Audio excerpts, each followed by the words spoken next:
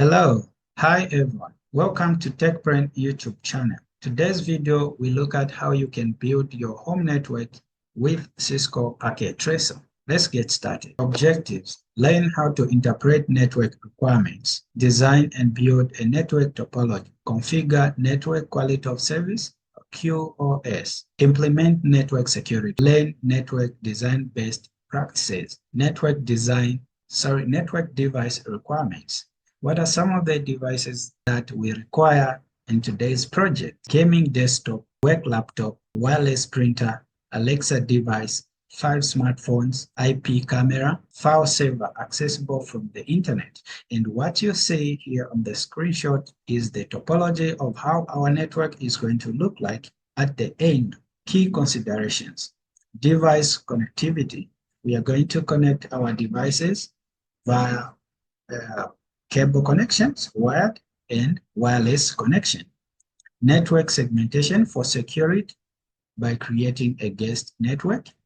Quality of service, QoS, for prioritizing traffic for selected devices, such as a gaming desktop and work laptop. Remote access to the file server via secure shell or SSH. Installing Cisco Packet Tracer. So for you to be able to build your home network using Packet Tracer, first you have to install Packet Tracer on your computer. So you download the latest version of Packet Tracer. For example, the Packet Tracer version 8.2.2 Ubuntu 64-bit. Machine requirements. Your computer needs to have minimum specifications of at least using Windows 10, Windows 11, Mac OS 10.14 or newer, or Ubuntu 20.04, 22.04, LTS operating system, CPU, AMD 64, free RAM 4 GB, free disk space 1.4 GB. When you download your Packet Tracer setup on Linux machine, you just enter this command in your terminal and then you will be able to install Packet Tracer. But on a Windows machine, when you download setup, you start your setup and then just follow the instructions to install the Packet Tracer. Now let me just show you how you can download Packet Tracer. Okay, so to install or to download Packet Tracer,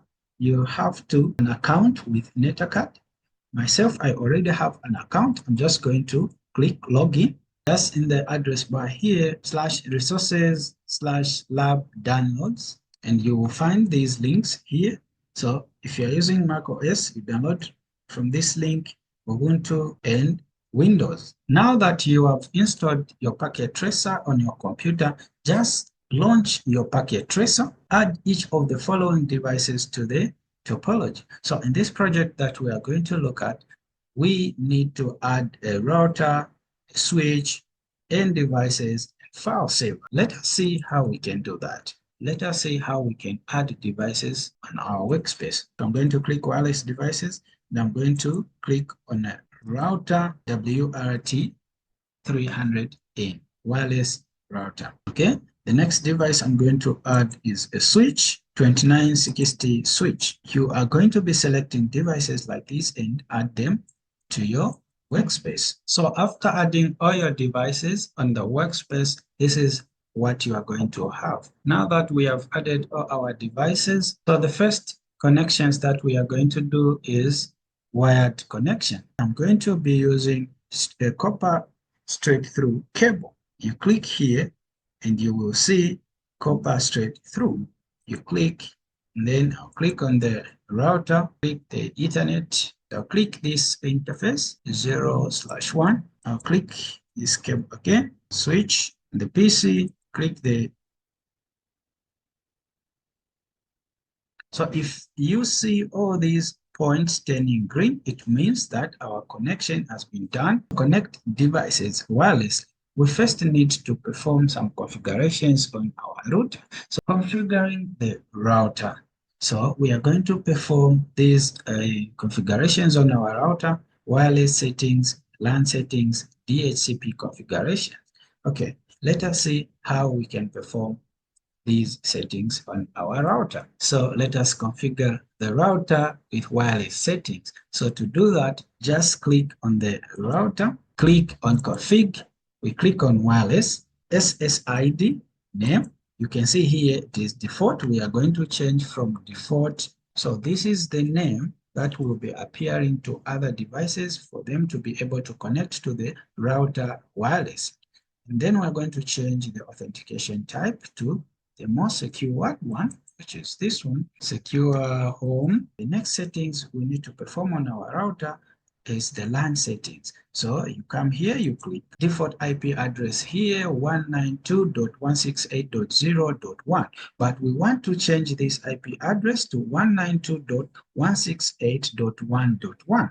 So the next settings that we need to create are the DHCP settings. You click on GUI, DHCP server settings, it is enabled. DHCP stands for Dynamic Host Configuration Protocol, which simply means that the router will be responsible of assigning IP addresses to all the end devices automatically. Okay. So we have to set the DHCP IP address, the range. We want our first IP address to be assigned to a device to be 192.168.1.100, and the last IP address should always be 192.168.1.200.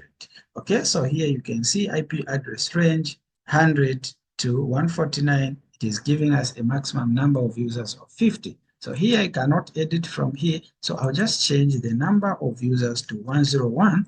This is supposed to give me the last IP address to be assigned, 192.168.1.200. Save settings. Let us allow these wireless devices or wireless end devices to connect to our network. The wireless devices are supposed to get the SSID that we have created and the password for them to be able to connect. I'm going to start with the webcam, which is the IP camera. You click on it, and then I'll click on wireless. Wireless, you can see the SSID default is home gateway. I will move this one and add the one that we created, which is my home network. This was the authentication. The password was secure home 2024. All right, so it has connected to our IP camera is on a network. Let us see the IP address that it has been assigned. It has been assigned the first IP address via DHCP. All right, we are going to do the same for all these other devices. Look at this. If I open the printer settings, the printer settings currently does not have the wireless interface. So using this button here, you are supposed to turn it off. That's a power button for the printer, and this our printer only has the Ethernet port.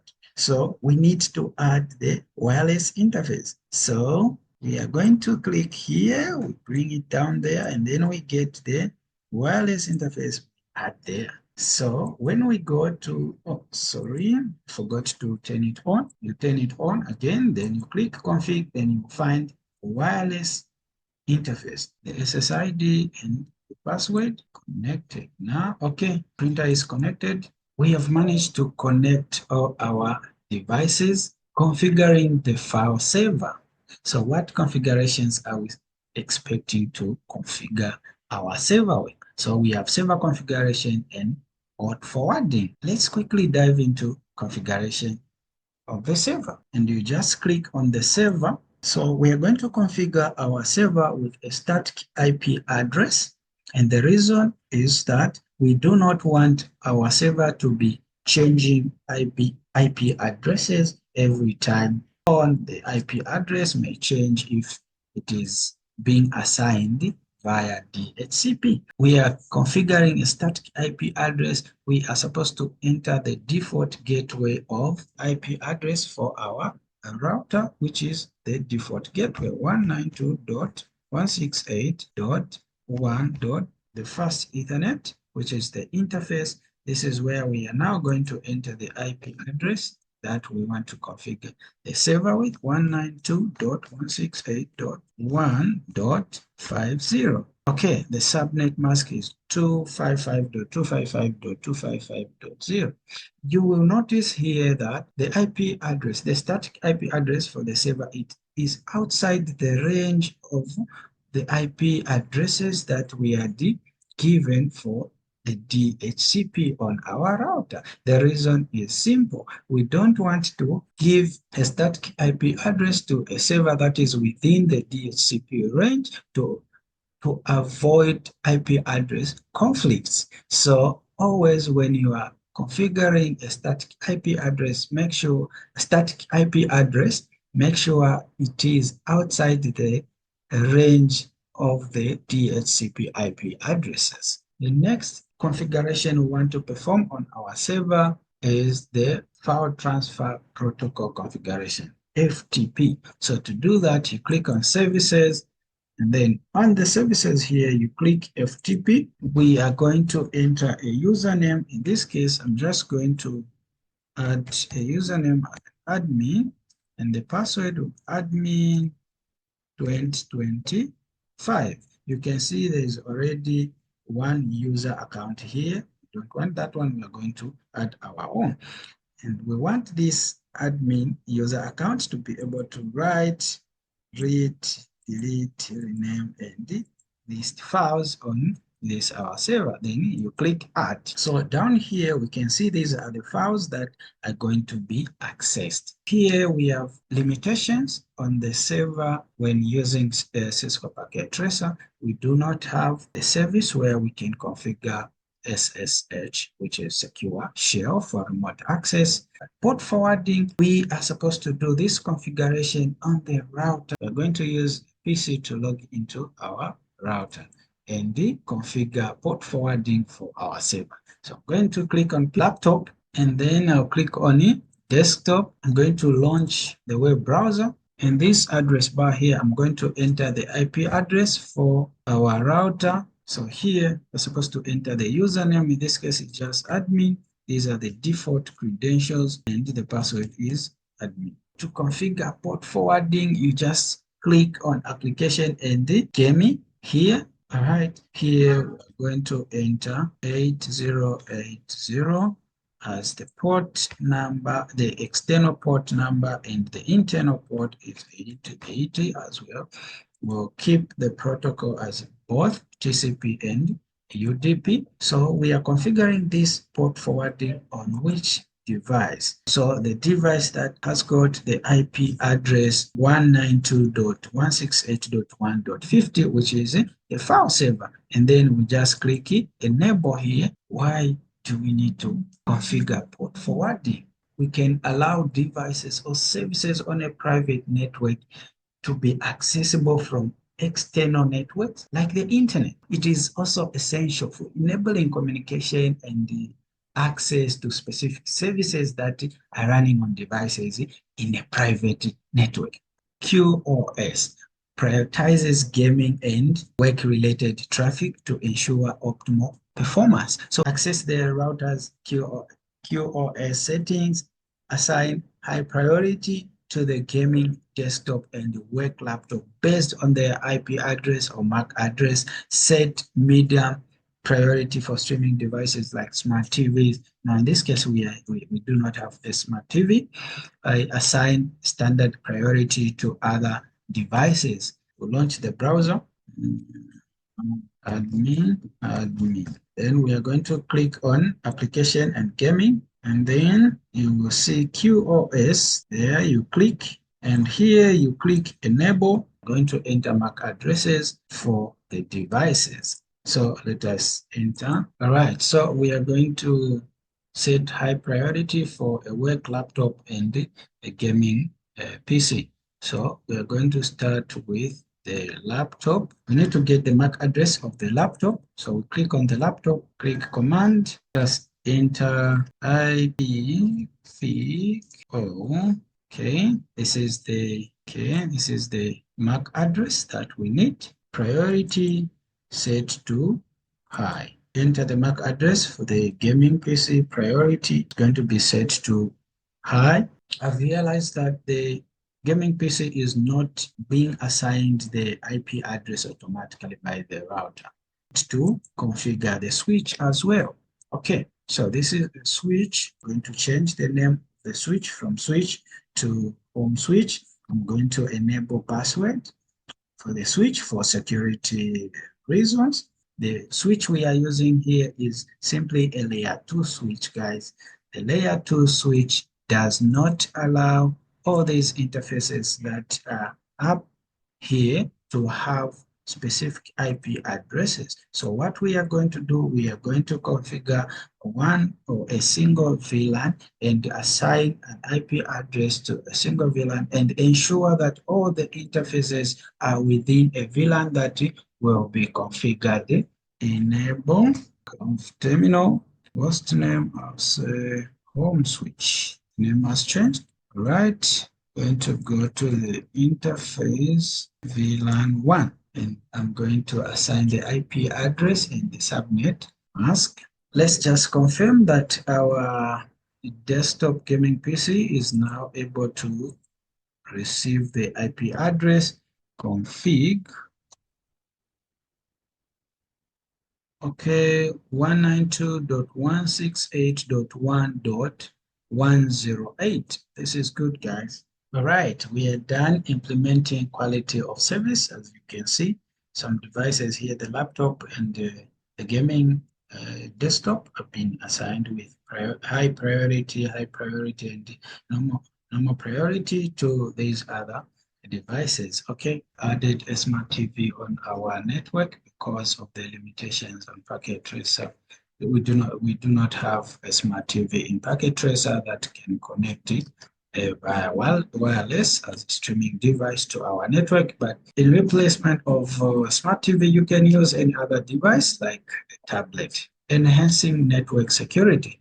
Change default admin credentials, enable firewall, network segmentation, regular firmware updates. Okay, so it is important on the network that you can change admin credentials. We'll access the router through the PC. Again, we'll launch the browser 1.1. So we're going to change the default admin credentials. You click on administration, can only change the password. So I'm changing from admin to admin 2025. Okay, then save. It has logged me out. Let me try just to enter with the usual admin credentials. It will not go through. So let me enter with admin and then admin 2025. All right, settings are successful. So after logging into the router, you can go to security. There are firewalls here. But of course, again, we have some limitations on our packet tracer in this device. We cannot do any settings with firewalls. So firewalls, they are meant to filter the incoming and outgoing traffic. Wireless, click wireless. Okay, wireless, we have guest network. Oops, okay. So guest network features are not supported by this device. Again, here we have limitation on the device that we are using. Otherwise, this is where we are supposed to configure a guest network for our guests. Okay, so we can just use wireless MAC filter. You can enable MAC address filter here. If you enable and say prevent PCs listed below from accessing the wireless network, it means those MAC addresses, devices with MAC addresses that will be listed here, they will not be able to connect to the network. But if you click permit PCs listed here, it means those PCs whose MAC address is listed here will be the ones to get connected to your wireless network. Okay, so the next thing that we are supposed to look at is regular firmware update. So ensure that your devices on a network, they have updated firmware administration, and then I'll click on firmware upgrade. If you want to update your firmware, you just click the start button here, start to upgrade. ensure all devices that you are using on your network, like the router switches, they have updated the firmware. Testing and validation. We want to see now that, okay, all the configurations that we have done on our network are working properly by testing and validating. So let us test the connectivity. To test connectivity between the laptop and the server. The laptop is connected to a network through a wireless router, and the server connects to a network through the switch. So let us see if the laptop is able to communicate with the server. I'm going to click the laptop and open command prompt. So here we are going to test connectivity by using the command ping 192.168.1.50. You can see we are receiving a reply. This means that we are able to connect the PC and the server. They are able to communicate. All right, just here, I'm going to try and use the laptop to access files on the server via FTP. Okay, so to do that, you enter FTP, then the IP address for the server again, 192.168.1.50. Okay, it is asking for the username, and the password was admin123. Okay, we are in. So how do we know we have connected? So you can see that the prompt now, before the prompt, we have FTP, then prompt, and we can use this command dir to list the directories. Okay, so these are the files that are on our server. The next thing we are supposed to do on our network or to verify is network monitoring. You can use several tools for network monitoring, tools such as Wireshark that will help you to capture packets, and you'll be able to analyze the packet and be able to know what is happening on your network. So Packet Tracer here will not be able to use a tool like that one, but I'll just perform something here. I'll send a simple PDU packet from one device to the other. So I'll come here, add PDU packet. I'll send from the gaming PC printer.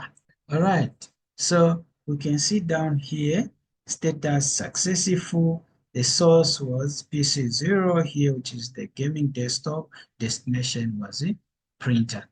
You can see that our network has been tested and verified, validated that, okay, everything is just working perfectly fine. Saving the configuration. Now that you are done with your configuration, guys, you need to save your configuration. So save packet tracer file in version control, document in assumptions. So it is important to document for future use so that in case you had faced any challenges, you'll be able to refer to them in the future to see how you had configured your network. So this is the folder where I've saved my file. I'm just going to right click, okay, and open git bash here. The file is on my local machine, my local repository. So I need to push it to my remote repository on my GitHub account. So what do you need to do?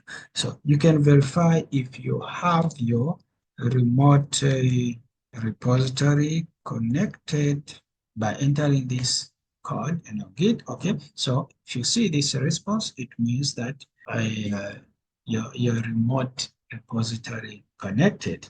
Okay, but if you haven't done so, make sure to open an account with GitHub, and then here you can add. So by entering the command git, you enter the URL of your remote repository.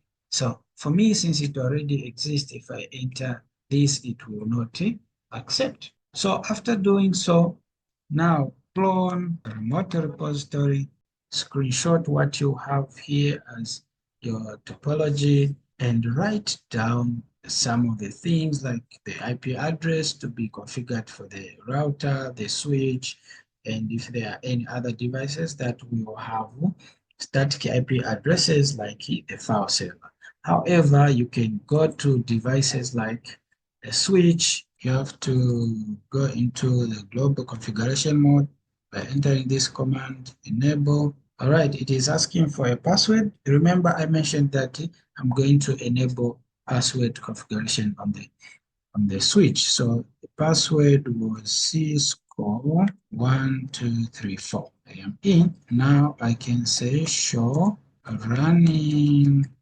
config.